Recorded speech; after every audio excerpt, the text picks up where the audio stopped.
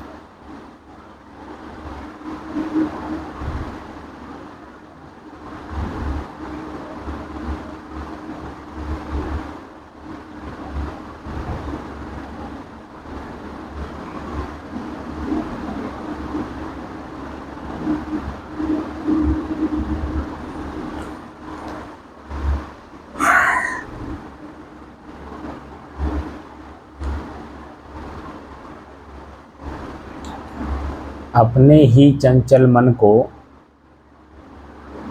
अपने ही बस में करने की दृष्टि से साधना करते करते आज 686 दिन हो गए। तारीख 23 सितंबर सन 2023, दिन शनिवार, प्रातः काल का समय।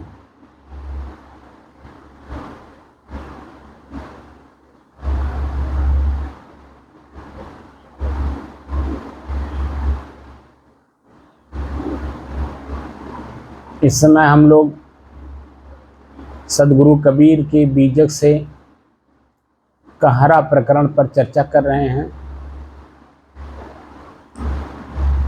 2 कहरा तक हम लोग कल तक चर्चा कर लिए थे, शाम तक, कल शाम तक। आज वर्तमान समय में कहरा नंबर 3 पर चर्चा करेंगे कि सदगुरु कबीर कहार एक जाति होती है और कहार जाति का अपना एक उत्सव करने का, आनंद लेने का भाव होता है। उनके अपने गीत होते हैं, अपने गीत में अपनी बात को कहते हैं। उन्हीं भावों में आकर के एक शब्द बना करके और उन्हीं लोगों के बीच में इसे गाते हैं। क्योंकि कबीर साहब अपने समय में 5 लोग मिल करके कबीर चौरा बनारस, कबीर चौरा, चौरा कहते चबूतरा को, जहाँ पर वो रहते थे निरुनिमा के साथ, तो वहाँ पास में एक चबूतरा था। उसी चबूतरे पे बैठ करके 5 लोग भजन गाते थे। रैदास जी थे और 5 लोग थे, नाम नहीं याद आ रहा है। क्योंकि हमारे कबीर चौरा में बनारस में आप जब प्रांगण में जाएंगे तो उन 5 के भजन गाते हुए खड़ा होकर के से चित्र बना हुआ है और बाहर चौराहे पे वो बना भी है। 5 लोगों का खड़ा होकर के, कोई ढोल बजा रहा है, कोई मंजीरा बजा रहा है। वो गा करके लोगों को चिताते थे। दिन भर अपना काम करते थे। अपना काम का मतलब है स्वाध्याय, चिंतन, मनन, दूसरे व्यवहारिक रूप में कपड़ा बुनना, उनको बेचना, मार्केट ले जाना, सब काम करते थे। जहाँ वो रुकते थे शाम को, वहाँ वो 5 लोग मिल करके भजन गाते थे। अपनी बात को प्रवचन के रूप में नहीं, प्रवचन के रूप में, उपदेश के रूप में किए होते तो नहीं इतना पॉपुलर हो पाते। आज जिस रूप में कबीर साहब बहुत प्रचारित हुए, पॉपुलर हुए, वह उनके अपने गीत के रूप में, भजन के रूप में, गायक के रूप में, क्योंकि अपने अंदर की बातें उन्होंने गा गा करके जनता के बीच में उसे सबके कान में डाला।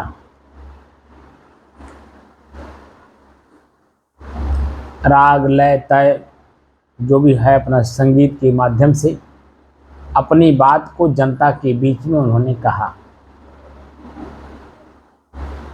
तो कहार जाति का जो अपना एक गीत संगीत है, उनके बीच में जब गए,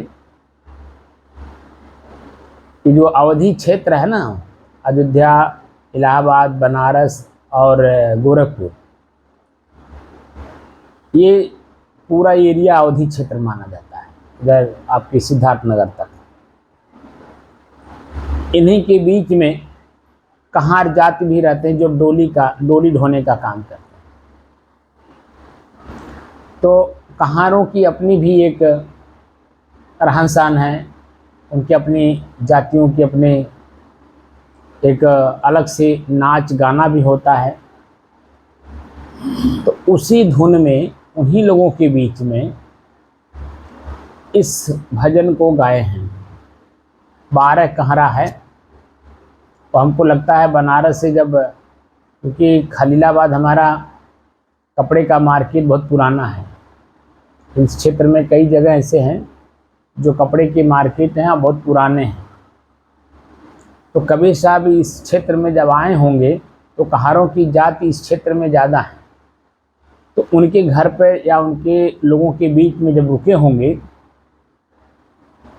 तो उन्हीं के भाषा में, उन्हीं के गीत संगीत में इस भजन को उन्होंने गाया होगा।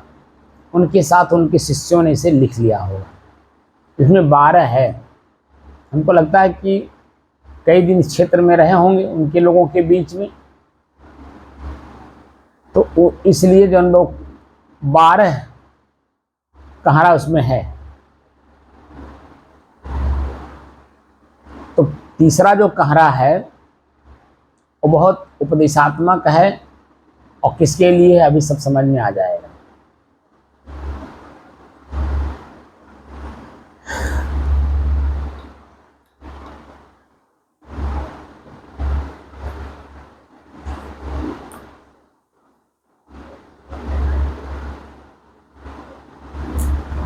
लोगों के बीच में जब वो बोलना शुरू किए गाने के रूप में, भजन के रूप में, तो अपनी आवाज़ को उन्होंने जो आवाज़ दी, शब्द जो दिया, तीर की तरह लगने वाली जो उपदेशात्मक, जिससे कि मनुष्य के अंदर में एक जागृति आए कि मैं क्या कर रहा हूँ, मुझे क्या करना चाहिए, मैं क्या चाह रहा हूँ और क्या मिल रहा है। इस पर वो चर्चा कर रहे हैं। तीसरे कहरा के प्रथम लाइन में कह रहे हैं, राम नाम का सेवहु बीरा, दूर नाहि दूरी आशा हो। या राम नाम का सेवन, सेवा करने की बात करते हैं। राम रूपी नाम का सेवा करने की बात करते हैं, और कहते हैं कि राम नाम का सेवा करोगे, राम के नाम का सेवा करोगे तो दूर नाहि दूरी आशा हो। जो तुम चाहते हो सुख, मोक्ष, कैवल्य, निर्वाण, स्वरूप स्थिति, आत्म स्थिति, तो दूर नहीं है, एकदम पास में है। दूर नाहि दूरी आशा हो। तो कौन से नाम का जाप करने की बात कर रहे हैं? राम शब्द का मैंने अर्थ जो ढूंढा तो उसमें 3 राम हैं। कौन से राम का आपको चिंतन मनन या सेवा करना है? पहला राम है परशुराम।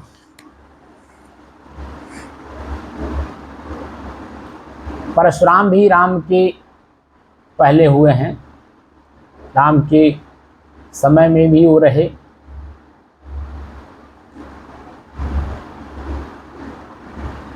और महाभारत काल तक भी रहे वो।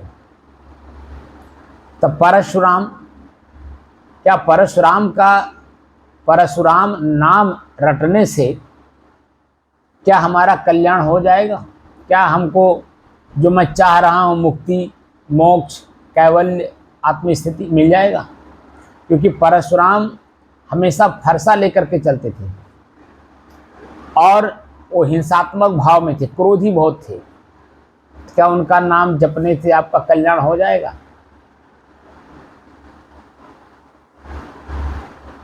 कहते नहीं।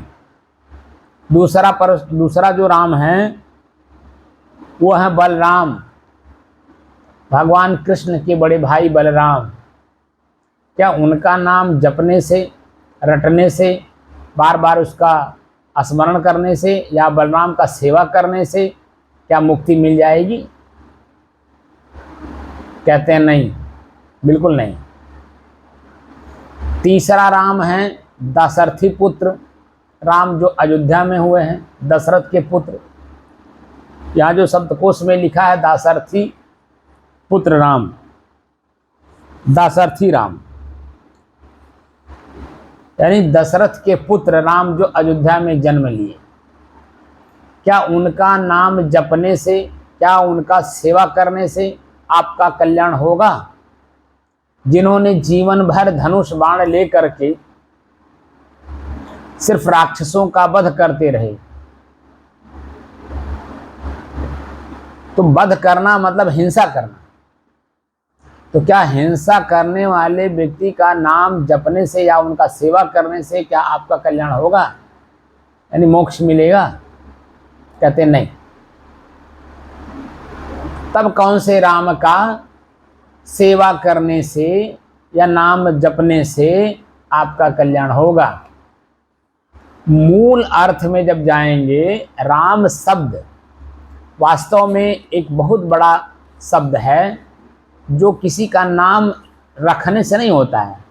शब्द का जो भाव है, अर्थ है, शब्द की उत्पत्ति हुई किस शब्द, किस धातु से, किस अर्थ में प्रयोग किया गया है, यानी किस फल के लिए कोई भी काम किया जाता, परिणाम यानी फल प्राप्त करने के लिए। ऐसे ही राम शब्द बनाने में मेहनत लगा है, तो किसी फल को प्राप्त करने के लिए ना मेहनत किया होगा। हमारा जो व्याकरण है, हमारे जो ऋषि हैं, व्याकरण के अनुसार जो राम शब्द का व्युत्पत्ति किए हैं, उसके एवज में कुछ फल प्राप्त करने के लिए, यानी मुक्ति प्राप्त करने के लिए, उसका फल क्या है? राम शब्द के सेवा करने से मुक्ति मिलती है, मोक्ष मिलता है, कैवल्य की प्राप्ति होती है, अकेलेपन का एहसास होता है, स्वरूप स्थिति होती है, आत्म स्थिति बनती है। लेकिन वो कौन सा राम है? जब शब्द को आप जानने की कोशिश करेंगे तभी इस बात की जानकारी होगी। रम और घम दो धातु हैं और दोनों धातु मिलकर के राम शब्द बना है। रम शब्द का अर्थ होता है रमण करना, लीन होना, वही हो जाना।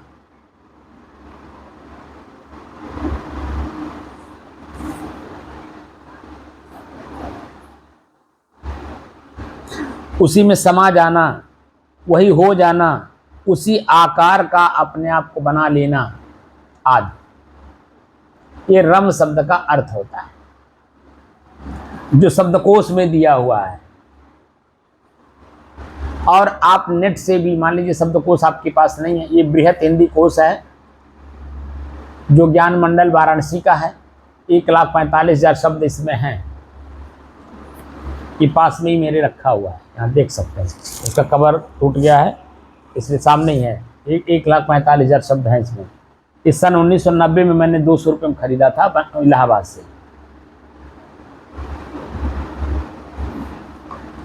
तो और आप नेट से भी देख सकते हैं कि नेट पर जैसे गूगल बाबा से आप पूछेंगे कि राम शब्द किन धातुओं से बना है, जैसे किन धातुओं से बना है शब्द आप उस पर लिखेंगे और जैसे ओके करेंगे वैसे ही आपको ये बातें दे देगा कि रम और घम दो धातु से राम शब्द की उत्पत्ति हुई है। रम शब्द का अर्थ होता है रमण करना, लीन होना, वही हो जाना। वैसे आकार का हो जाना। और घम किसे कहते हैं? रम तो आपने समझ लिया, घम क्या है कि उसी के आकार का बनना है। घम कहते हैं आकाश तत्व को। आकाश जैसे अपने आप में स्वच्छ है, निर्मल है, उसी में समय समय से देखिए बादल भी आते हैं, बारिश पानी वाले भी बादल आते हैं, वैसे भी बादल आते हैं, पक्षियां भी उसी में घूमती हैं, उसी में हवाई जहाज भी चलते हैं, तरह तरह की चीज़ें उसी में दिखाई देता है, क्योंकि वो स्वच्छ अपने आप में, और उसमें जो चीज़ उसमें उत्पन्न होता है वो दिखाई देता है। हम आप देखते हैं जो कुछ उसमें रमण करता है, नहीं घूमता है, आकाश में जो कुछ भी चलता है, घूमता है, वो हमें दिखाई देता है, क्योंकि आकाश अपने आप में स्वच्छ है, अब वस्तु वहां दिख रहा है। तो राम शब्द, राम नाम का सेवह बीरा, सेवा करना। बीरा क्या है?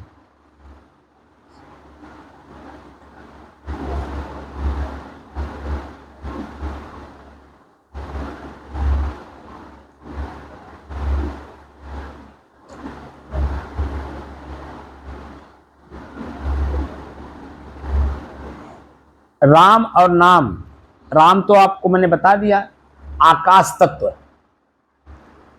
रमण करना है हमें आकाश तत्व की तरह। आकाश तत्व का मतलब होता है खुली जगह है, शांत वातावरण, जहां कुछ भी ना हो,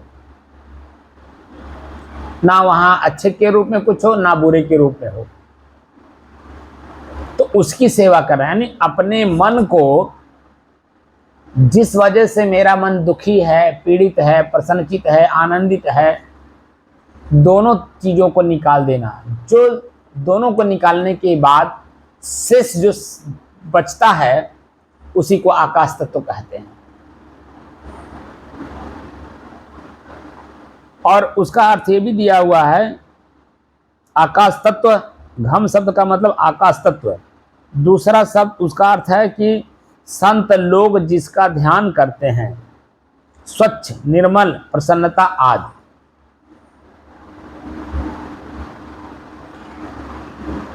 तो जब दुख, मानसिक दुख, अमानसिक प्रसन्नता दोनों जिस समय में नहीं रहते हैं, मन बिल्कुल शांत रहता है, उद्वेगित नहीं होता है, परेशान नहीं होता है, दुखी नहीं होता है, आनंदित नहीं होता है, उत्साहित नहीं होता है, काम करने की क्षमता जो बढ़ा देता है वो भी नहीं होता है, कुछ नहीं, बिल्कुल शांत भाव में बैठ एकदम रहता है, वो जो हमारी मानसिक स्थिति है उसी की सेवा करना है। यानी अपने मन की सेवा करना है।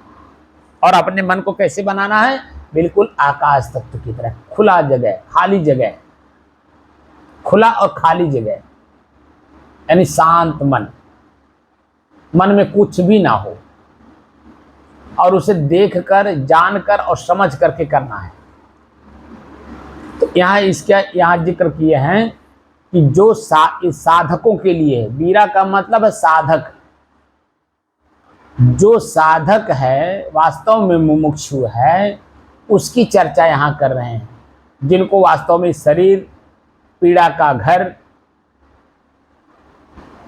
दहकती हुई महल, ये भी शरीर भी महल है, दहकता हुआ महल यानी जलता हुआ महल, सारा संसार चारों तरफ से आपको नोच रहा हो, दुखी कर रहा हो, पीड़ित कर रहा हो, इस अवस्था में जब आप जाएंगे उसको कहते साधक। यानी उससे मुक्त होना चाहता, किससे? दुख से, पीड़ा से, जो अंदर में परेशानियां बढ़ी हुई है, चंचलता है, पीड़ा से भरा हुआ है, जो आज वर्तमान समय में वासना के कारण मनुष्य को 6 चीजें प्राप्त हो रही हैं।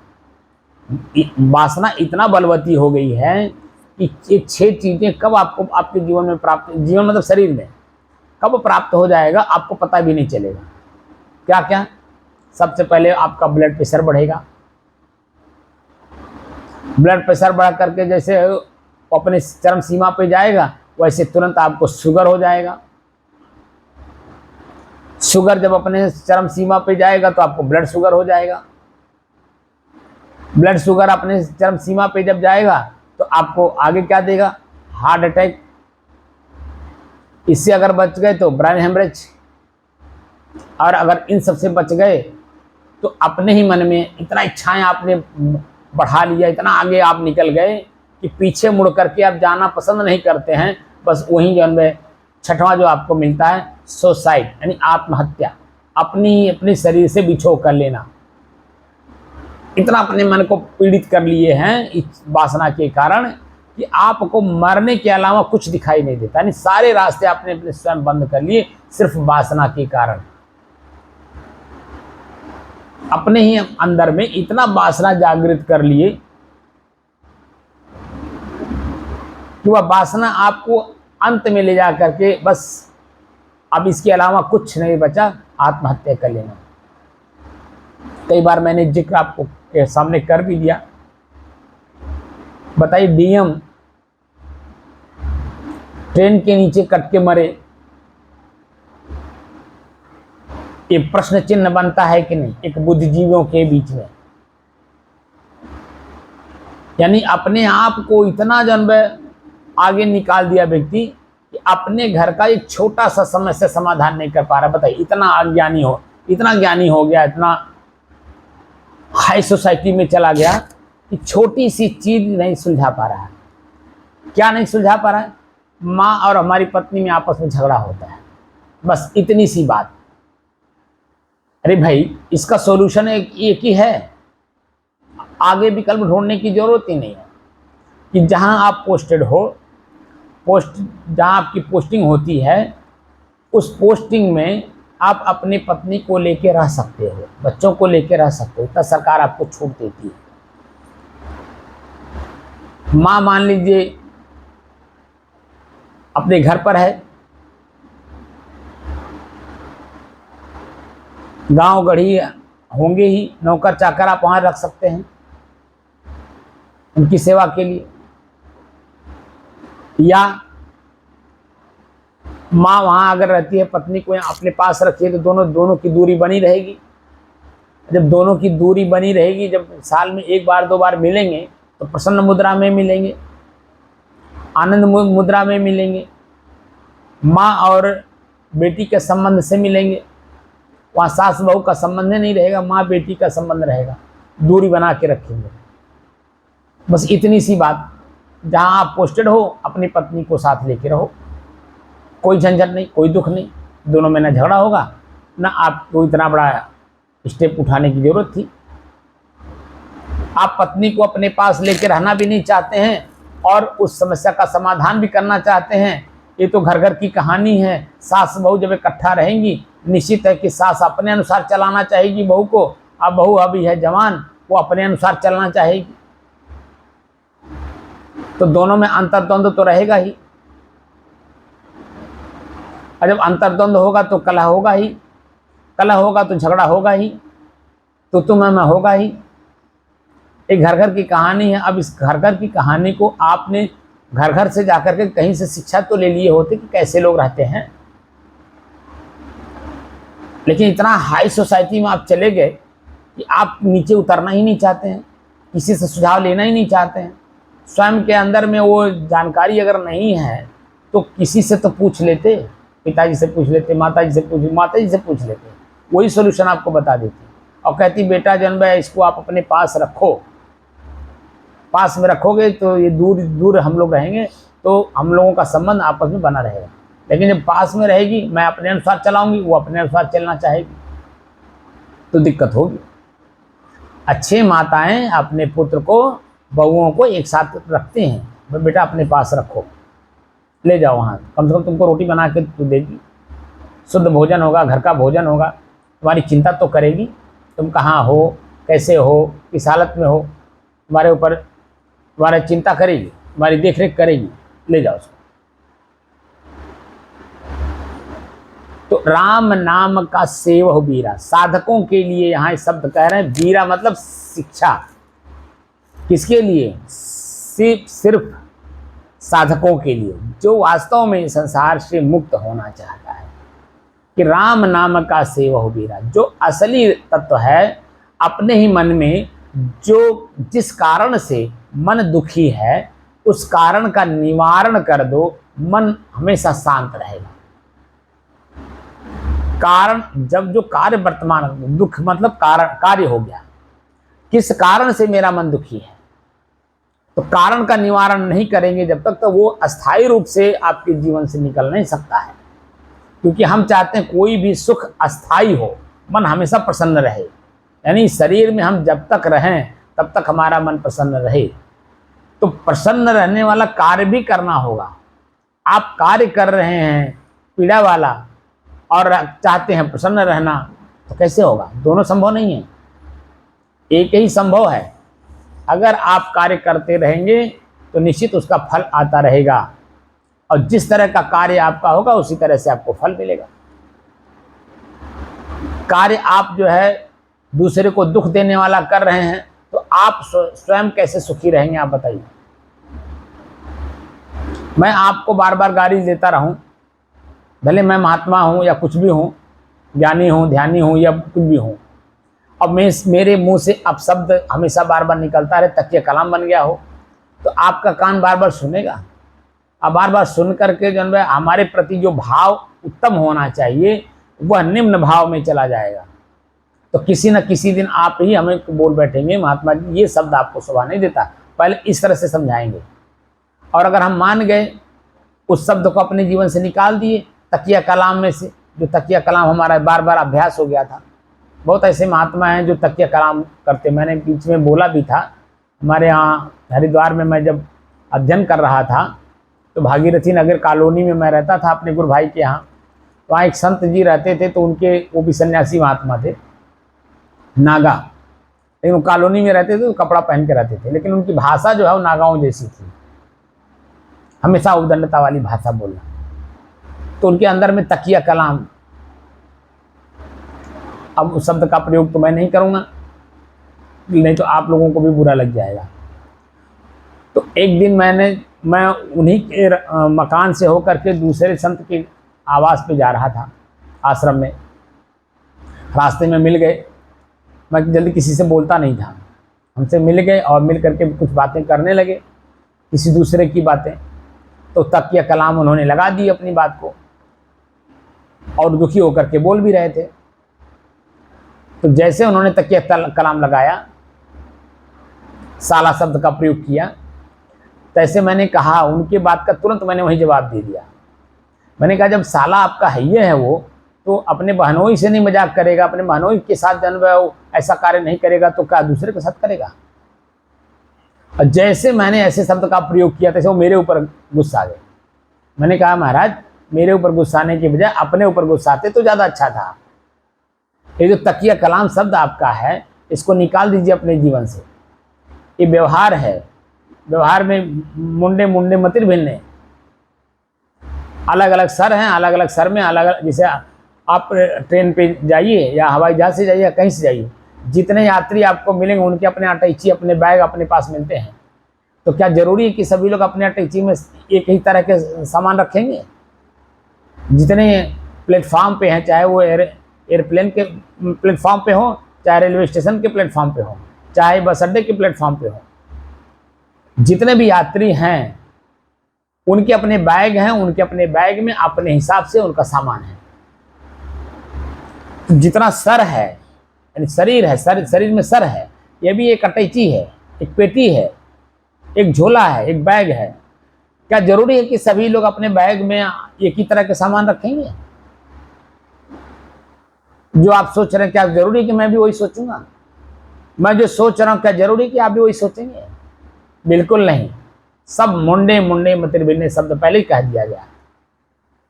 जितना सर है उतनी विचारधारा है, उतनी बोली है, भाषा है, रहन सहन है, खान पान है, उनकी संगत वैसी है। तो आपके कहने से कैसे कोई सुधर जाएगा? हाँ, अपना दायित्व तो निभाइए, उपदेश दे दीजिए। उप माने निकट, देश माने बैठना। अपने विचारों के साथ बैठने का उपदेश उसे दे दीजिए कि तुम जो कर रहे हो, तुम्हारा अपना ही कर्म तुम्हें इस पीड़ा में ले जाएगा। अगर सुधार लिए तो उससे मुक्त हो जाओगे, यानी प्रसन्न रहोगे। लेकिन अगर नहीं सुधारे तो वो आपको पीड़ा देगा। अब किस हद तक पीड़ा देगा मालूम नहीं। जैसा आप प्रयोग करोगे, जहाँ प्रयोग करोगे, जिस रूप में प्रयोग करोगे, लेकिन जब प्रयोग करोगे तो ही आपको उसका फल मिलेगा। हम शब्द बोलें, अच्छा शब्द बोल रहे हैं तो मेरा सभी लोग आदर कर रहे हैं, और इसी शब्द में अगर आप शब्द निकल जाएगा तो मेरा ही निरादर हो जाएगा।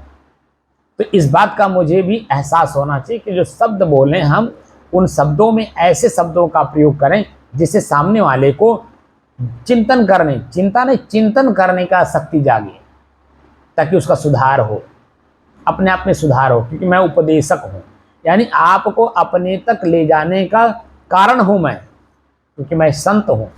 स्वयं अपने इंद्रियों को, इंद्रियों की क्रियाओं को, इंद्रियों के विषय को, उनके भोग को बस में करने की कोशिश कर रहा हूँ। 30-35 साल हो गए इस लाइन में आए, धीरे धीरे धीरे धीरे कुछ कम कर पाया हूँ, कुछ कम कर पाया हूँ, अभी पूरा नहीं। जब तक मैं इस शरीर में रहूँगा, धीरे धीरे धीरे धीरे धीरे धीरे शनै शनै चल करके मैं अपने आप को अंतिम अवस्था में, जब मेरा मन प्रसन्नचित रहेगा और यही समाज मेरे से प्रसन्नचित रहेगा, तब मैं समझूंगा कि मेरा अंतिम, अब मेरा सब चीज़ पूरा हो गया।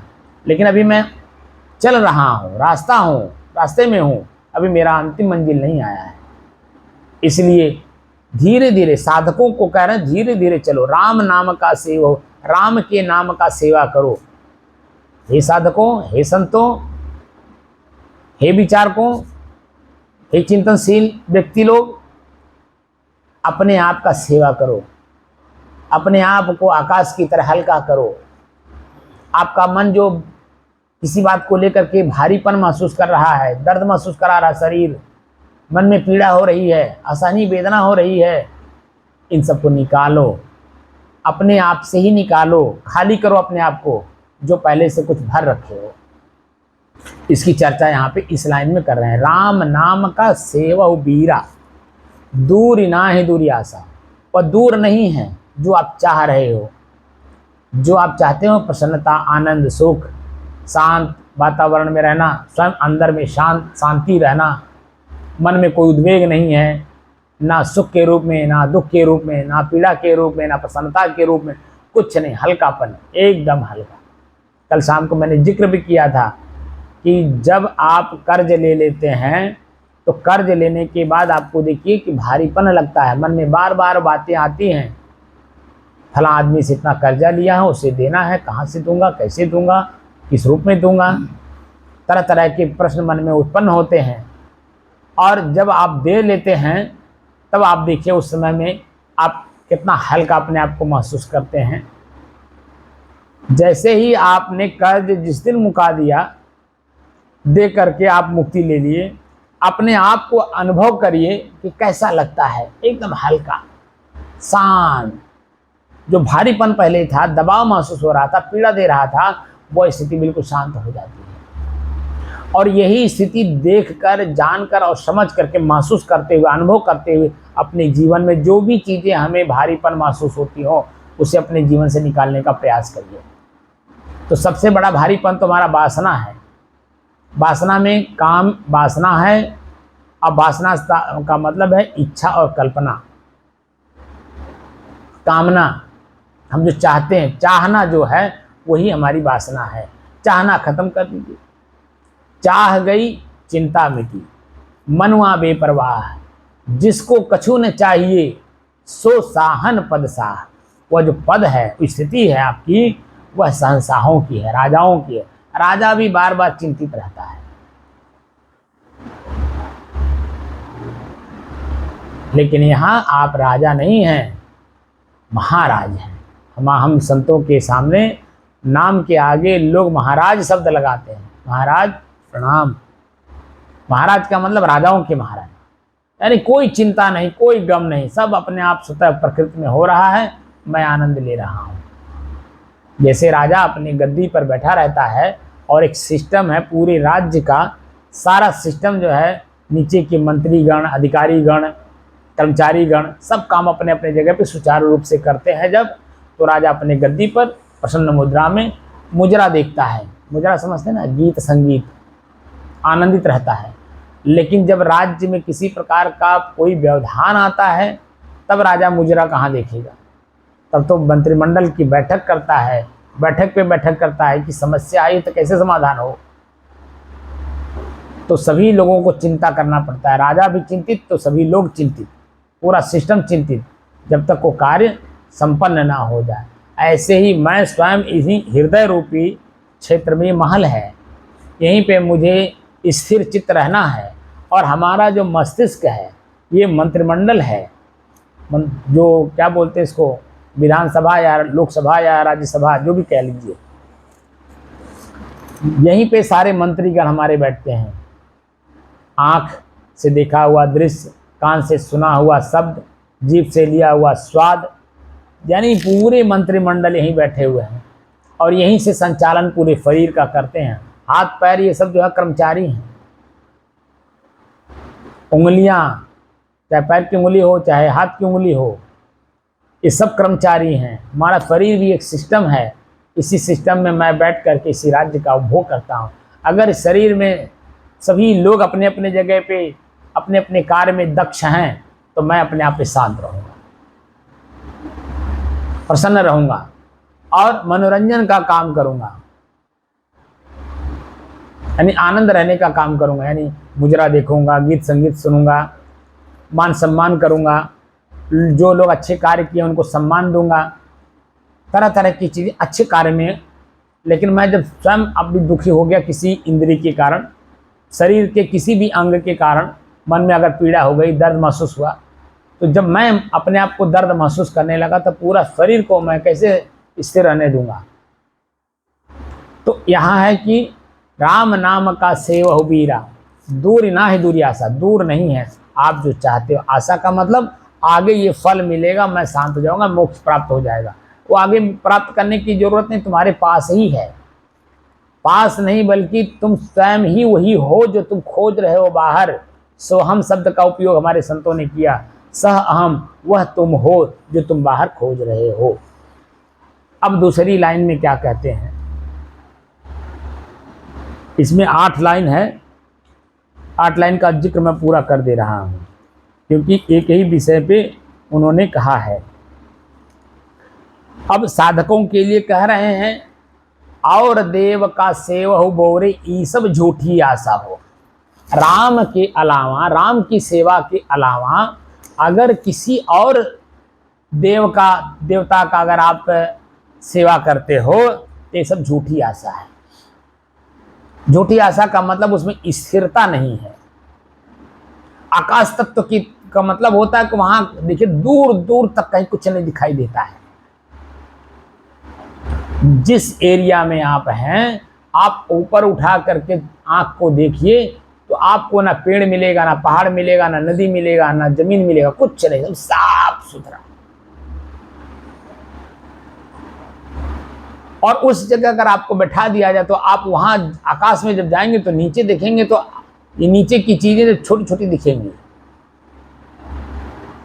लेकिन जहां आप हो, आकाश छोटा दिखता है और ये जिस एरिया में हम लोग हैं, ये एरिया ही सब कुछ लगने लगता है। जितनी दूरी तक हमारी आंख देख रही है या जिस जगह हम हैं, जिस भोग को भोग रहे हैं, वही सब कुछ लगता है। लेकिन यहाँ से ऊपर उठ करके जरा आकाश की तरफ जाइए। जो लोग हवाई जहाज से यात्रा किए हैं वो लोग सब लोग समझेंगे कि जैसे ही प्लेन ऊपर की तरफ उठती है और जैसे जैसे एक एक कदम ऊपर उठती चली जाती है ऊपर अपने हाइट पे, तो नीचे से ऊपर तक जाते जाते आप देखेंगे कि नीचे का सारा चीज ऊपर छूटता चला जाता है। और जब अपने हाइट पे आकर के अपने रफ्तार में चलती है तो नीचे का चीज कुछ दिखाई नहीं देता है, छोटा छोटा कण दिखाई देता है। जो पेड़ पहाड़ नदियाँ वगैरह हैं, सब छोटी छोटी चीजें दिखाई देती हैं और उसी के ऊपर से प्लेन निकल जाता है। यह स्थिति होती है। देखिए आकाश में ही, आकाश खाली जगह है, उसी में प्लेन उड़ता है। अगर वहां पर पेड़ हो, पहाड़ हो, नदी हो, जमीन हो तो हवाई जहाज कैसे उड़ेगा। ये स्थिति है।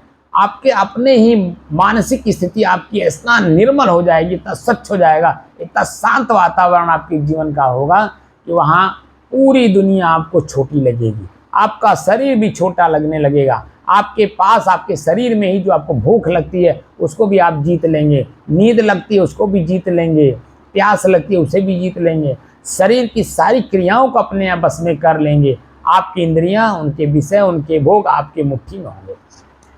आपको भूख लगेगा, जब भूख खूब तेज लगेगा तब आप सूखी रोटी भी चबा चबा के खाएंगे तो आपको दूध की तरह लगता है।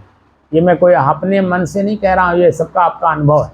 जब भूख लगती है तो भोजन भी मीठा लगता है, सूखी रोटी मीठी लगती है, चबा चबा करके खाइए और पानी में बोर के खाइए। है तो पानी लेकिन दूध की तरह, जब दांत के नीचे पड़ता है तो वह दूध की स्वाद देता है, क्योंकि भूख लगा है।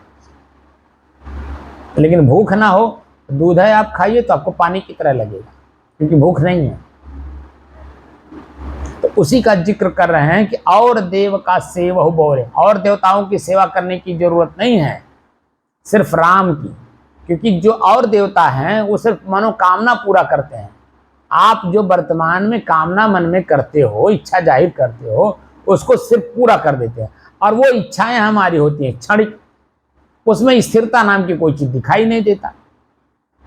थोड़ी देर के लिए हम, मान लीजिए हम विद्यार्थी हैं, मान लीजिए हम साल भर स्कूल में गए नहीं, पढ़े नहीं, गए भी तो पढ़े नहीं, पढ़े भी तो जो क्लास में रहे भी तो जो हमने मास्टर के जो बताए हुए चीज़ को हमने सुना नहीं। क्योंकि जो पहली बेंच होती है क्लास की, उस पहली क्लास बेंच पर जो बैठे हुए बच्चे होते हैं वो डर बस सामने देखते हैं, वो डर बस पढ़ते हैं। लेकिन दूसरी लाइन उससे कम हो जाती है, तीसरी लाइन और कम हो जाती है, चौथी लाइन और कम हो जाती है, पांचवी छठवीं लाइन तो जो है वो नीचे मुड़ी करके ऐसे पढ़ते हैं, मास्टर साहब कहीं देख ना ले। और क्या करते हैं, जो आप लोग शायद समझो, विद्यार्थी क्लास अटेंड किया है वो हमारी भाषा को तुरंत समझ जाएगा कि क्लास में करते क्या क्या बच्चे, पीछे वाले बच्चे। तो वही स्थिति हमारी आपकी है। अगर हम वास्तव में अपने आप में ही एकदम आगे हैं तो हमारी इंद्रियां हमसे डरेंगी,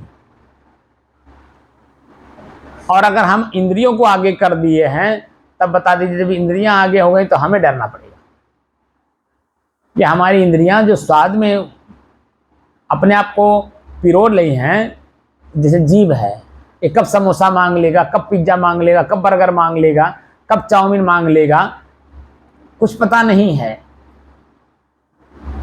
जो कि पिज्जा, बर्गर, चाउमीन, समोसा, ये जितने बाहरी फ्रूट्स हैं, ये आपके शरीर को रस नहीं देते हैं, क्योंकि उसमें रस होता ही नहीं, तो रस देंगे कहां से।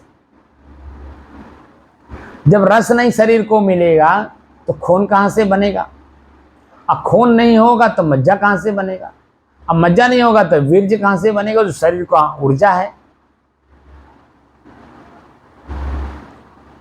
और ऊर्जा आपके शरीर में नहीं आई तो ज्यादातर मैं बच्चों को देखता हूं आजकल, जो घर छोड़ करके बाहर पढ़ रहे हैं बच्चे, छात्रावास में रह करके या प्राइवेट कमरे लेकर के, स्वयं बनाना खाना तो जानते नहीं, दूसरे के ऊपर आधारित हैं, और दूसरा व्यक्ति किस भाव से आपको भोजन कराता है आपको पता नहीं है। तो वो जो पिज्जा, बर्गर, जो स्वादिष्ट चीजें आप खाते हो, उसके कारण ज्यादा से ज्यादा इस समय बच्चों में देख रहा हूं पीलिया, एक रोग, पीलिया रोग जो है इस समय मैं ज्यादा बच्चों में देख रहा हूं। क्योंकि वो पिज्जा, बर्गर, चाउमीन, ये जो बाहरी चीज खा रहे हैं उसमें रस तो मिलता नहीं, खून बनेगा नहीं, मज्जा बनेगा नहीं, बीज उत्पन्न नहीं होगा, तो शरीर आपका स्वस्थ रहेगा कैसे। तो रोग आपका जो लीवर है वो आपका लीवर काम करना बंद कर देता है, रस पाएगा ही नहीं। तो जो चीज आप दे रहे हैं उसी का तो परिणाम आपको सामने देगा, तो पीलिया पैदा करेगा। खून का मतलब लाली, पूरा शरीर लाली रहती, ताकत रहता है, दौड़ने धूपने, बोलने चालने, हर काम करने की ताकत देता है। जब लालिमा रहेगी ही नहीं शरीर में, पीलापन हो जाएगा तो रोग हो गया। आंख की बाहरी पुतली दिखाई देगी पीला पीला, हाथ के नाखूनों में जो आप देखेंगे पीला पीला, शरीर पूरा पीला पीला, सफेद सफेद। माता पिता समझते हैं कि मेरा बेटा गोरा हो रहा है, अब पता चला कि इनको पीलिया रोग हो गया है। अब बता दीजिए। तो क्षणिक सुख क्षणिक स्वाद, क्षणिक इच्छाएं जहां आपको प्राप्त होती हों, ऐसे लोगों का सेवा करना आप बंद कर दीजिए। इसकी बात यहाँ जिक्र करें, लेकिन सबके लिए नहीं, ये सिर्फ साधकों के लिए चर्चा हो रही है। जो वास्तव में साधक है, अपने आप को तीव्र मोक्ष की इच्छा लेकर के संसार के सारे दुखों से अपने आप को मुक्त करना चाहता है, उनके लिए एक एक निर्वारी जो निर्वारी जाए, और दो मुख का बोलना घनात्मा, एक एक विषय एक एक बार उठाइए और उनके अंत करिए। जब तक वो अंत ना हो जाए तब तक दूसरे विषय को न उठाइए। एकदम एक एक करके आप काम करिए। और देव का सेवहु बौरे, राम के अलावा किसी भी देव का अगर आपने सेवा किया तो ये सब झूठी आशा हो, इसमें झूठा आशा है, खाली इच्छा कामना तात्कालिक।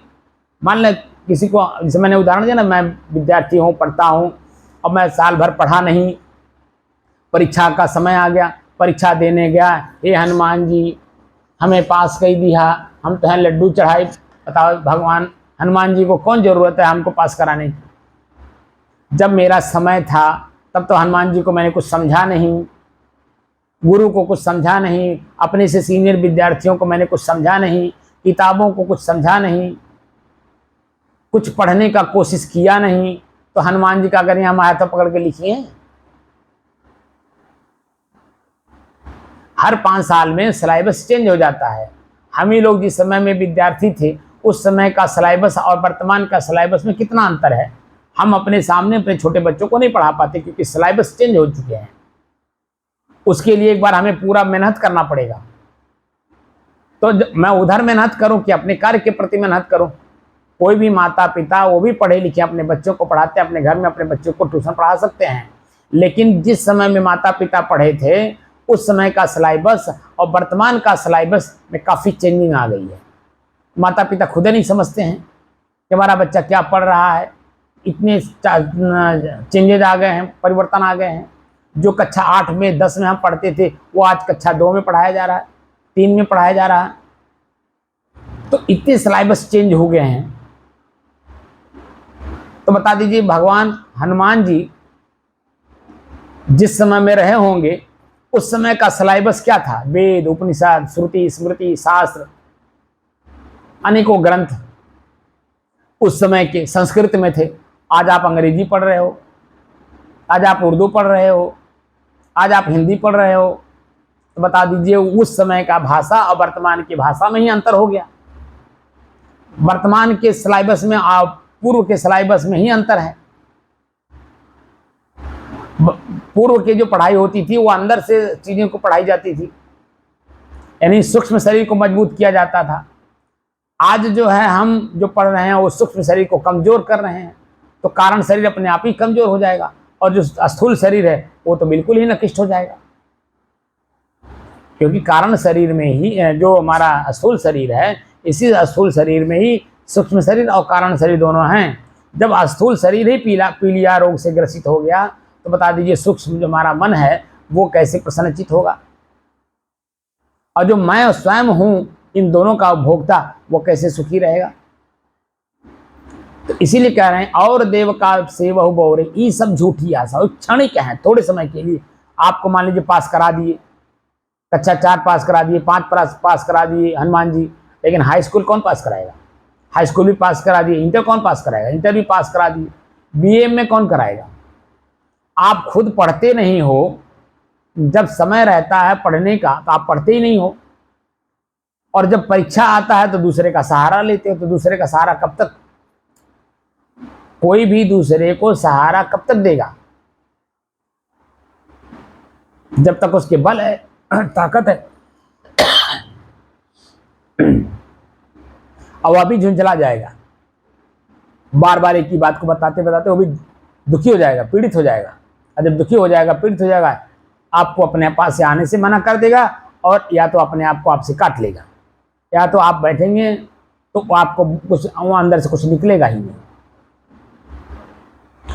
इस तरह से कह रहे हैं कि और देव का सेवहु बौरे, ये सब झूठी आशा, इसमें झूठी आशा है, इसमें अस्थाई और स्थिरता नहीं है। राम के शब्द के अलावा किसी भी देवता में कोई भी शिक्षा आपको ग्रहण करने से आपको स्थिरता यानी मन शांत नहीं होगा। तो आगे क्या कह रहे हैं, ऊपर ऊजर कहा भवोरे भीतर अजहू कारो हो। ऊपर माने शरीर के ऊपर जो हम वस्त्र पहनते हैं, उस वस्त्र को हम दिखावा करते हैं कि देखो हम साफ सुथरा हैं, लेकिन मन के अंदर में छल कपट है। भीतर अजहू कारो हो, छल कपट है, राग द्वेष है, ईर्ष्या है, जलन है, प्रसन्नताप है, काम वासना है। कब कहाँ किस तरह से किस ओर मुड़ जाएंगे कुछ पता नहीं है। ऊपर से दिखा रहे मैं साफ सुथरा हूं। इस लाइन का इतना ही अर्थ है, ऊपर ऊजर कहा भवोरे, ऊपर ऊजर बनाने से यानी कपड़ा उजला करने से ये आपका कुछ नहीं होने वाला है। भीतर उजल बनी, भीतर अजहू कारो, अभी तो भीतर में कालापन है। तो कालापन जहां है भी अंदर में, उसको साफ करो। ऊपर का कपड़ा कोई माने नहीं रखता है। हमारे संत महात्मा जो बिल्कुल अपने आप में स्थिर हैं, आप देखिए महात्मा महावीर को देख लीजिए, उनके शरीर पे तो कपड़ा ही नहीं था। महात्मा बुद्ध को देख लीजिए, उनके शरीर पे जो गिरुए वस्त्र थे, सफेद था ही नहीं, उसमें रंग लगा हुआ था। और कितने हमारे ऋषियों को आप देखिए, उनके बाल, लंबा दाढ़ी, लंबा बाल, शरीर देखने लायक ही नहीं, लेकिन उनके ग्रंथ इतने कीमती तो पूछिए मत। पूरे विश्व से लोग हमारे यहाँ पढ़ने आते थे। एक समय था राम के जमाने के पहले, पूरा एशिया महाद्वीप भारत था। तक्षशिला जो विश्वविद्यालय था वो अफगानिस्तान में था, और किसने निर्माण किया? भगवान राम के वंशजों ने। भगवान राम के जो भाई थे अयोध्या के छोटे लक्ष्मण जी, उनके पुत्र के द्वारा तक्षशिला विश्वविद्यालय स्थापित किया गया है। ये मैंने YouTube पर सुना। तक्ष राजा के द्वारा तक्षशिला विश्वविद्यालय का स्थापना किया गया था, और पूरे कई देशों का नाम उसने लिया है कि जहां से लोग आकर के वहां पढ़ते थे। नालंदा विश्वविद्यालय आपके बिहार में था। पूरे विश्व से लोग आकर के यहाँ विद्याध्ययन करते थे। बड़े बड़े सूरवीर जो पूरे विश्व में हुए, जो एक तकनीकी ज्ञान मिला, वो सब हमारे भारत से मिला, हमारे संतों ने दिया। जो संत पढ़ाते थे उस समय में उनका शरीर देखने लायक नहीं होता था, खूबसूरत नहीं होता था, गोरा चिट्टा नहीं होता था, सांवला दाढ़ी वाला, शरीर पर वस्त्र जो वर्तमान में मिल गया पहन लिए, अपना एकदम बिल्कुल अपने आप में मस्त रहते थे। और विद्यार्थियों को उनको अपने से ज्यादा ये हमारा शिष्य इतना ज्ञानवान हो जाए कि मेरा नाम रोशन करे, ये उनके अंदर में भाव था। मेरा नाम रोशन करे अपने नाम के आगे, इतना ऊंची भाव था। तो ऊपर ऊजर कहा भव बोरे भीतर अजहू कारो, भीतर का जो कालापन है उसे तुम निकालो, इसकी बात यहां चर्चा कर रहे हैं।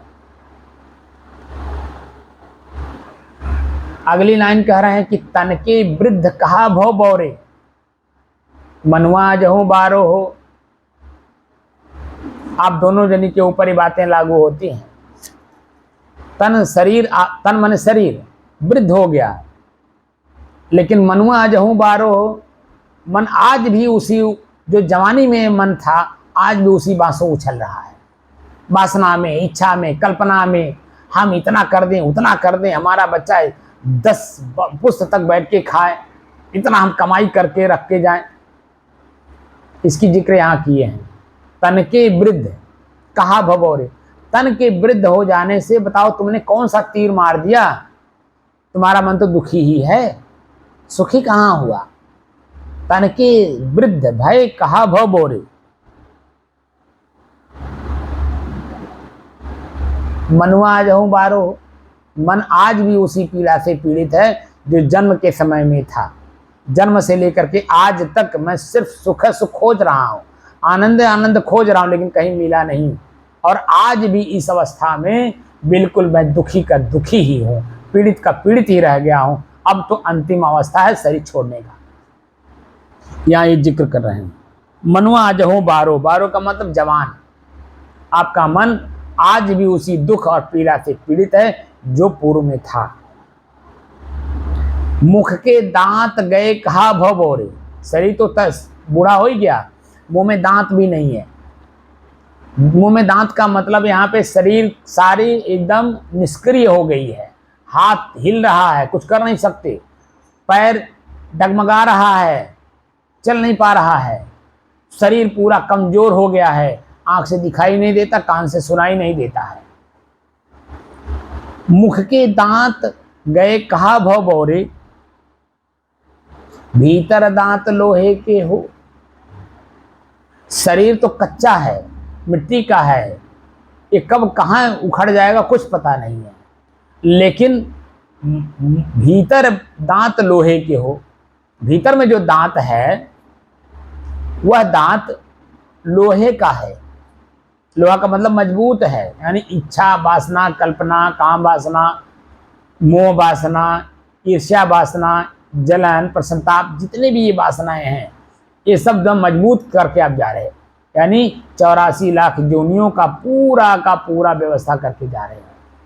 यानी अपने जीवन से ना काम वासना आपने निकाला देख करके, ना क्रोध निकाला, ना लोभ निकाला, ना मोह निकाला, ना ईर्ष्या, ना जलन, ना प्रसन्नता, यानी कुछ भी कोई भी कम आपने किया ही नहीं। और उन समय में जब 84 लाख योनियों में जाओगे तो उन्हीं शरीरों में आप जाओगे जहाँ पे ईर्ष्यालु लोग हैं। जैसे कुत्ता एक दूसरे के गली के कुत्ते को देखे गुर्राता है, ईर्ष्या है कि नहीं? एक दूसरे वाले गली के कुत्ते को, जो कि उसी का भाई बंधु है, लेकिन उसी को देख करके गुर्राता है। यहाँ तक कि आपस में जो रहते हैं 4, 6, 10, वो भी कभी कभी आपस में ही लड़ जाते हैं। तो वो जो क्रोध आपके मानव जीवन में है, वो क्रोध तो निकला नहीं ना, वो तो ऐसे ही रहा। और जिस योनि में जाओगे वहां समय समय से प्रकट होगा। जो काम वासना आपके शरीर में था वही काम वासना अन्य शरीरों में भी है। जो समय समय से इस शरीर से आपने कार्य किया वही कार्य अन्य शरीरों में समय समय से आपको मिलेगा। आपने कम क्या किया? कुछ भी कम नहीं किया। इसकी जिक्र यहाँ कर रहे हैं। मुख के दांत गए कहा भव बोरे। मुख के दांत तो नहीं है, जो मुख का दांत है प्राकृतिक है, इसमें हैया नहीं है, लेकिन भीतर दांत लोहे के हो। यहाँ दांत से तात्पर्य शरीर से है। शरीर सारा कमजोर हो गया है, लेकिन मन फिर भी अभी उसी इच्छा, उसी कल्पना, उसी वासना में दौड़ रहा है जो जवानी में था, बचपना में था, इस शरीर के पहले था। इस शरीर में रहते रहते जो था आपने कम किया ही नहीं। इसकी जिक्र यहाँ इन्होंने किया। फिर चना चबाए विषय के। दांत नहीं है, ये दांत मुंह में नहीं है, लेकिन चना खाने की इच्छा आज भी है। यानी काम वासना पूर्ति करने के लिए आज भी आपके अंदर में उतना ही उमंग है, उतना ही उत्साह है जितना 18 साल से 25 साल की अवस्था में आपके शरीर में था। किसी किसी को देख करके बड़ा कष्ट होता है। 90 साल का बूढ़ा 60 साल के, 40 साल के, 45 साल की औरत से शादी कर रहा है। एक को तो देख करके मैं दंग रह गया कि वह 85-90 साल का बूढ़ा और 16-17 साल की लड़की से, 18 साल की लड़की से शादी कर रहा है। ये अपने यहाँ नहीं, विदेशों की बात बता रहा हूँ। अपने यहाँ तो 18 साल के नीचे कोई भी शादी करेगा तो उसको प्राविधान है, कानून है, उस कानून के तहत उनको सामाजिक दंडात्मक कार्रवाई हो जाएगी। विदेशों की बात कर रहा हूँ। मैंने जो पेपर में कहीं पढ़ा कि यह व्यक्ति इतने वर्ष का है, इतने साल की लड़की के साथ विवाह कर रहा है। और ऐसे ऐसे लोगों को भी मैंने देखा। एक व्यक्ति है, वो 40 औरतों से शादी किया है और 200 बच्चे हैं। अब आप बताइए, ऐसा भी एक दिन अभी जल्दी पेपर, मैंने भी महीना के अंदर ही होगा, पेपर में आया, निकला हुआ था। और अगर आप नेट पे भी ढूंढो तो तुरंत पा जाओगे। एक व्यक्ति 40 औरतों से शादी किया है और 200 बच्चे उसके हैं। अब आप बताइए, माने जो यहाँ जिक्र कर रहे हैं वो स्थितियाँ सामने देखने को मिलती हैं। अब आप बता दीजिए वो कितने जन्मों तक, कितने समय तक 84 लाख जोनियों का चक्कर काटेगा, क्या पता है। स्वाभाविक बात है, भोगना पड़ेगा भाई। जब हम आपसे कर्जा लिए हैं तो चाहे आज दे करके मुक्त हो जाए, चाहे 10 साल बाद दे करके मुक्त हो, देना तो पड़ेगा ही। और जब तक दे नहीं लेंगे तब तक मुंह छुपाना पड़ेगा कि नहीं। सामने पड़ ना जाए, सामने अगर आपको आते हुए देखेंगे तब मुंह छुपाएंगे, हमको कहीं देख तो नहीं लिए, सीधे शरीर को छुपाएंगे। तरह तरह की घटनाएं मन के अंदर में होती हैं, कल्पना किसकी की जाए, कैसे बताया जाए, ये चीजें हैं। फिर चना चबाए विषय के, घटना प्रत्यक्ष घटना को देखता है कि हमारा शरीर निष्क्रिय हो रहा है, शरीर में जो उत्साह था, उमंग था, काम करने की क्षमता थी, वो क्रिया करते समय ही जैसे हमारे शरीर का बीज बाहर निकल गया, तैसे मेरा शरीर शिथिल हो गया। एक शब्द है शिथिल होना। शिथिल का मतलब बिल्कुल एकदम कुछ ना शरीर काम करेगा ना दिल दिमाग काम करेगा। ये अवस्थाएं हर आदमी हर समय में संभोग के बाद प्राप्त करता है, लेकिन फिर भी उसी को बार बार चाहता है, नई नई चाहता है, नई नई जगहों में चाहता है, नए नए स्थान पे ले जाकर चाहता है। ये सब इसी को कह रहे हैं। फिर चना चबाए विषय की, आगे कह रहे हैं काम क्रोध मद लोभ की हो। चना कौन सा है? काम क्रोध लोभ मोह ईर्ष्या द्वेष जलन प्रसन्नता, ये चना है, इनको चबाना चाहता है और चबा भी रहा है, दुख भी देख रहा है, फिर भी जन्म उसको इच्छा कर रहा, आपकी तो तृप्ति नहीं मिली, आपकी वाले में मिलेगा, आपकी नहीं मिला आपकी मिलेगा। ऐसे आशा कर करके पूरा जीवन नष्ट कर दिया। ये न होता है, हम लोगों का जो जीवन नष्ट गया उसी कारण तो गया। आगे कह रहे हैं 7वीं लाइन में, तन की सकल संज्ञा घट गयऊ मन ही दिलासा दूना। तन की, तन मन शरीर, सकल संज्ञा घट गई। सकल माने सभी प्रकार के, संज्ञा माने जो इंद्रियां हैं, इनकी जो विषय हैं, भोग हैं, भोगने की जो क्षमता है वो घट गई। आंख से दिखाई नहीं दे रहा जिसको हम देख करके आकर्षित होते थे, कान से सुनने की जो क्षमता थी, सुन करके जो उछलते थे बांसों, वो क्षमता कम हो गई। हमारे चेहरे में जो रौनक थी वो रौनक खत्म हुआ, चेहरा झुर्री में आ गई। देखिए यहाँ पे लीलाट पे लाइन बन खिंच गई, चेहरा जन बाल हमारे सफेद हो गए। जिन बालों को किसी को दिखा करके आकर्षित करते थे वो बाल सफेद हो गया। जिस चेहरे को दिखा करके मैं आकर्षित करता था वो चेहरा गल गया, मांसपेशियां गल गई, जो चमड़ी है वो झुर्री पड़ गई।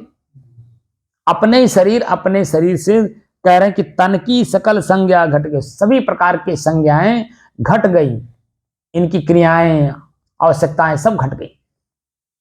मन ही दिलासा दूना, जो मन आपका है ये दूना अभी भी वही चाह रहा जो जवानी में चाहता था। इस अवस्था में भी अभी भी जैसे आप लोग घर छोड़ करके भजन कर नहीं रहे हैं, अभी भी घर में जो बैठे हुए हैं उसी का जिक्र यहां कर रहे हैं, आप लोगों को तमाचा मार रहे हैं। कबीर साहब आप लोगों को तमाचा मार रहे हैं। जो 50 साल की अवस्था के बाद जो घर में रह रहे हैं, स्त्री बच्चों के बीच में रह रहे हैं, उनके लिए तमाचा है। जो भजन नहीं कर रहा, अपने लिए कुछ कर नहीं रहा है, उसके लिए तमाचा है। तमाचा नहीं, डंडा है, लाठी है समझने वालों के लिए। ना समझने वालों के लिए तो लाठी मारी तो क्या समझदारी आएगी, लेकिन समझदारों के लिए शब्द ही चोट मारता है और उसके जीवन में सुधार होता है। तन की सकल संज्ञा घट गयऊ मन ही दिलासा दूना, मन में अभी भी दिन दूना रात चौगुना इच्छाओं को भोगने की क्षमता कैसे प्रकट हो। इसको जो मैं देखता हूं कि तरह तरह की आजकल दवाइयां खाई जा रही हैं विषय भोग भोगने के लिए, काम वासना की पूर्ति के लिए। तमाम तरह की दवाइयां आजकल लिखी मिलती, दीवालों पे बड़े बड़े लिखते हैं कि अंदरूनी कमजोरी, तमाम तरह की बीज स्खलन, कमजोर, तमाम तरह के शब्द दीवालों में लिखे आजकल मिलते हैं कि जिनकी इस तरह की कमजोरी है वो आकर के हमसे मिले, हमसे दवा ले जाए। अरे तमाम तरह के शब्द इस समय यूज हो रहे हैं, कुछ कहने लायक नहीं है। कहें कबीर सुनो हो संतो सकल सयाना पहुना हो। अगर अपने आप को पहुना समझते हो, पहुना का मतलब है किसी रिश्तेदार के घर में जाना, कि मुझे घर भी लौट करके आना है।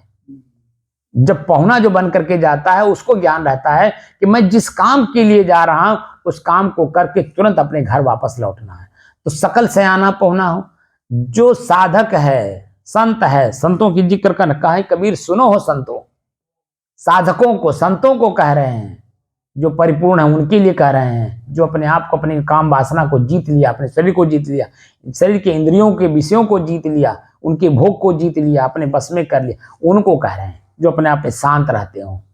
कि सकल सयाना पहुना हो, एकदम पहुना की तरह होशियार रहो। आपका काम हो गया, शरीर आपको मिला था, आपने अपना काम कर लिया, काम वासना जीत लिया, क्रोध जीत लिया, लोभ जीत लिया, मोह जीत लिया, ईर्ष्या जीत लिया, सबको जीत लिया, अपने बस में कर लिया। तो अब सावधान रहो, इस शरीर को छोड़ना है नहीं, अपने घर वापस लौटना है। अपनी जगह पे जाना जहां से तुम आए थे, जहां से तुम अपने आप को बिछो किए थे और भटक रहे थे, भटकाव खत्म हुआ, अपने आप पे संतुष्ट हो गए, अब अपने घर जाना है। ये जिक्र पूरा सदगुरु कबीर ये 8 लाइन में कहारा नंबर 3 में दिए हैं कि जो लोग भी अभी तक के लिए नहीं चेते हैं और अपने आप को नहीं सुधार रहे हैं,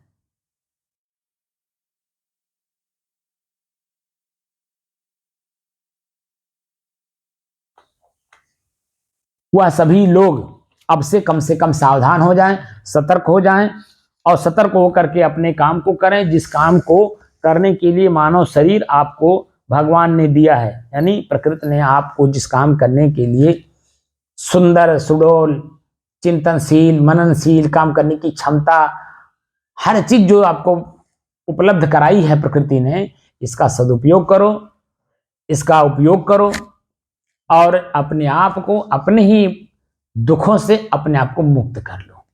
साहिब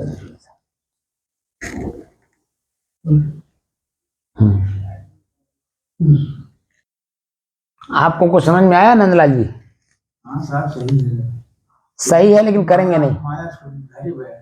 हाँ लेकिन पकिए बा ना। हाँ लेकिन छूटी नहीं, कहे कि आपने किसी चीज को अपने बस में किया नहीं ना। भूख को तो अपने बस में किया नहीं, भूखी आपको परेशान करेगी। नींद आपने अपने बस में किया नहीं, नींद परेशान करेगी। और चीजें है अभी कल्पना वाली। हमारे बेटुआ का करत हुई, खेतवा में बियवा परल की नाई, खदिया परल की नाई, पनिया दियाइल की नाई। दुनिया भर के जो कल्पना आपने जवानी में किया है वही आपके अंदर में घिरा पड़ा है और उससे आप अपने आप को निकाल पाए नहीं, क्योंकि संतों का संगत तो आपने की नहीं। संतों की संगत किए होते कभी जीवन में तो आपको ये बातें समझ में आती, और समझ में जैसे बात आती है वैसे अंदर में छटपटाहट भी होता है कि भैया मैं तो गलती कर चुका हूं, अब गलती का ये एहसास हो गया है, तो गलती अब ना होने पावे इसका अब ध्यान रखना है। इसलिए स्थान खोजा जाता है, व्यक्ति खोजा जाता है, जो गलती हो गई है उसको क्षमा मांगा जाता है, ताकि दोबारा जो क्षमा करने वाला जिसके साथ आपने गलती किया वो गलती क्षमा कर देता है, लेकिन सावधानी बरतनी पड़ती कि दोबारा ना होने पावे, क्योंकि दोबारा अगर हो गया तो फिर उससे भी माफी मांगना पड़ेगा, यानी छोटा बनना पड़ेगा, जो कि मैं उससे बड़ा हूं, छोटा बनना पड़ेगा और छोटा कोई बनना नहीं चाहता। और छोटा बनोगे नहीं तो आपका क्षमा याचना जो आपने किया वो क्षमा होगा नहीं। तो प्रकृति सही करके आपको रगड़ देगी। मनुष्य तो कुछ भी नहीं बोलेगा, लेकिन प्रकृति आपको धैर्य रगड़ देगी, कोई ना कोई रोग उत्पन्न कर देगा, पीड़ित तो कर देगा आपको, क्योंकि आपने दूसरे को पीड़ा दिया है। वो तो क्षमा कर दिया आपको, लेकिन प्रकृति आपको क्षमा नहीं करेगी। इसलिए अंदर से हर चीज निकालने का कोशिश करिए। अब से कम भजन करना शुरू करिए। अभी जो समय है, से समय जो बचा हुआ है, अब से कम एक एक करके देख करके निकालने का अभ्यास करिए। जब पिछली बार जब आप आए थे कि नहीं आए थे? कैसा, कितना दिन हो गया आपको आए? 2 महीना हो गया। 2 महीना हो गया। और उसके पहले आए थे कि नहीं? 3 बार आए थे। चौथी बार है। हैं? तो जब पहली बार आए थे, जब ये आपको लेके आए थे, आपके ऊपर देखिए कितना इन्होंने अपना योगदान दिया कि ताकि जब आपको भी यहाँ से कुछ मिले और आप अपने जीवन कल्याण करिए।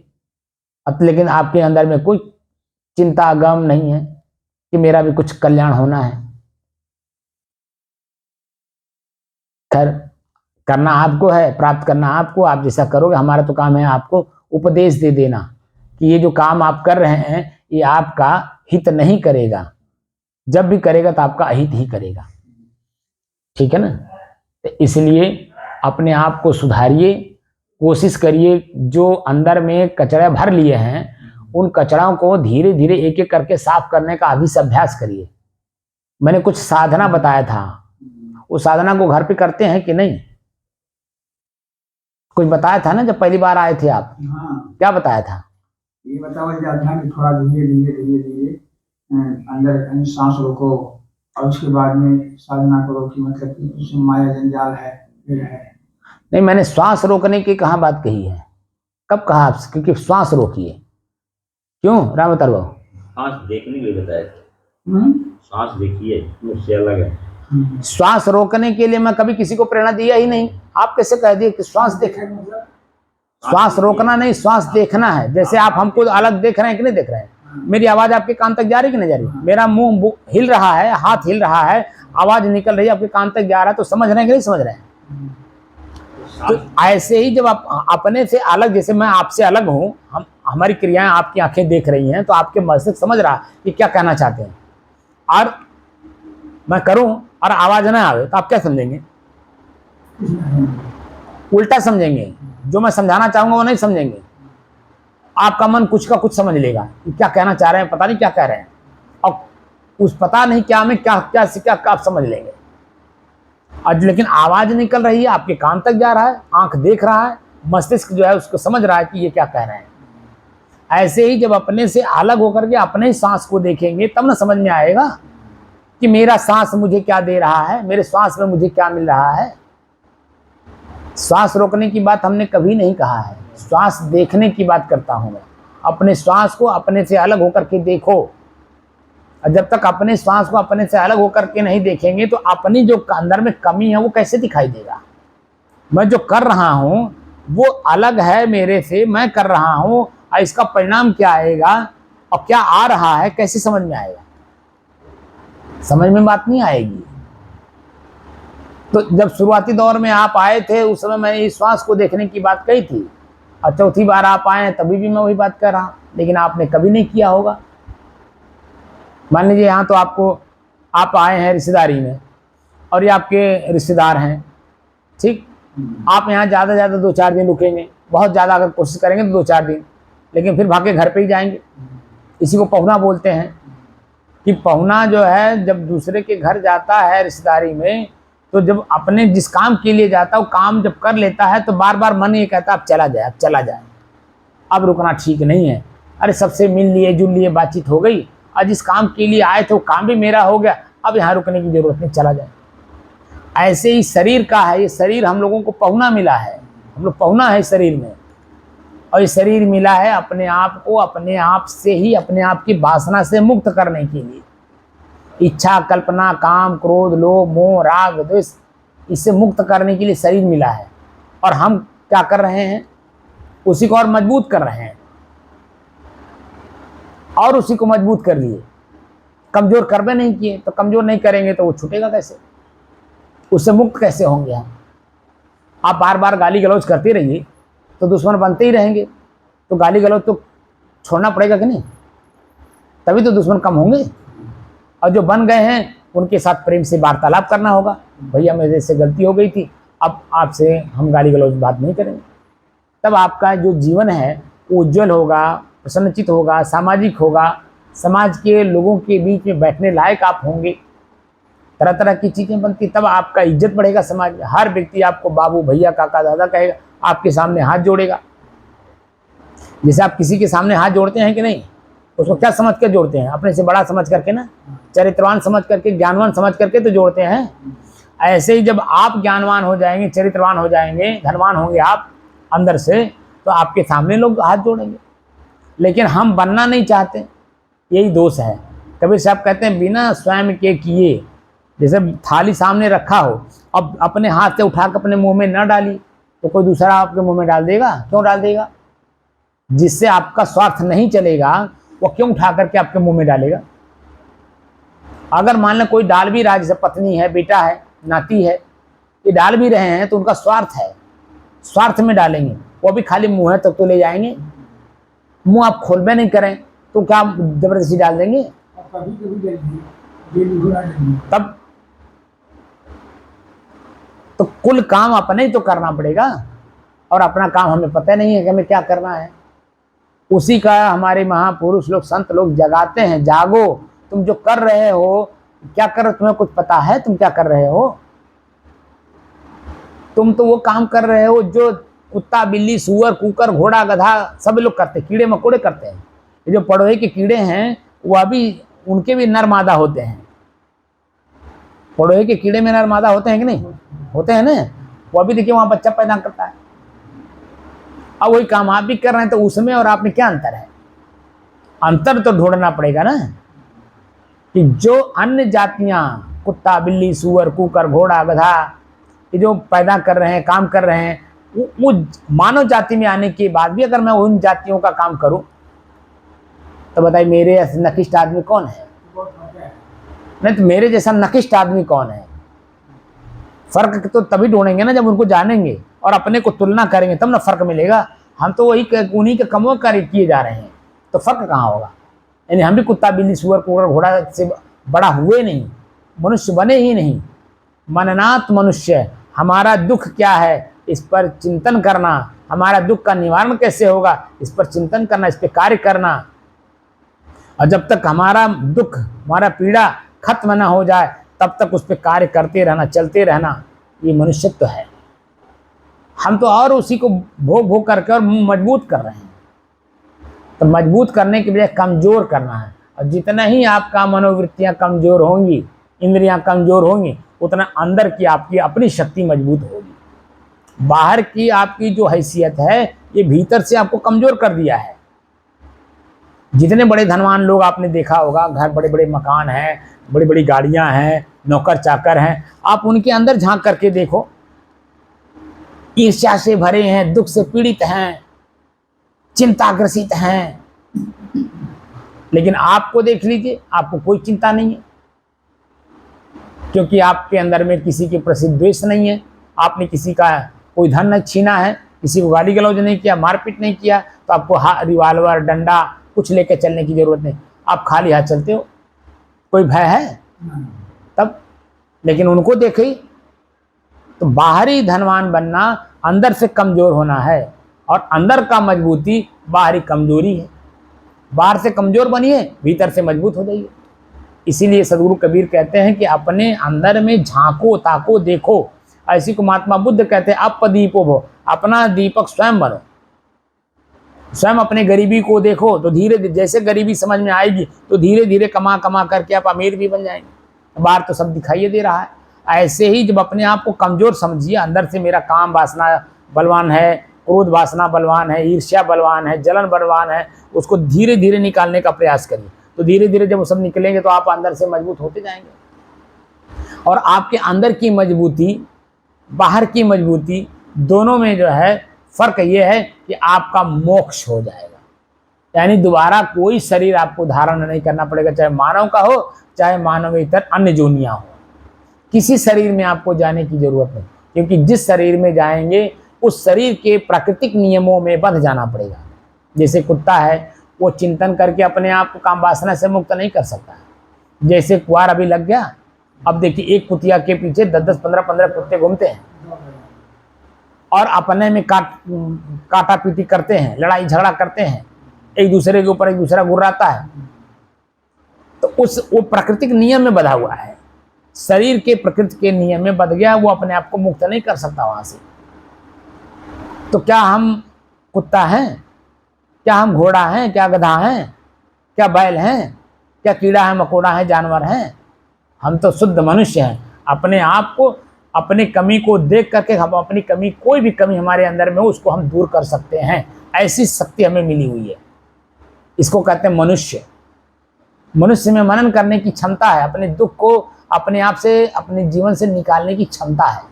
और जो निकाल ले गया, वो अपने जीवन को सार्थक किया, और जो नहीं निकाल पाया, वो वहीं जन्म में दबा हुआ, मरा हुआ, दुख भोगता हुआ शरीर छोड़ेगा, और 84 लाख जोनियों में जा करके दुख और पीड़ा ही रात दिन भोगेगा।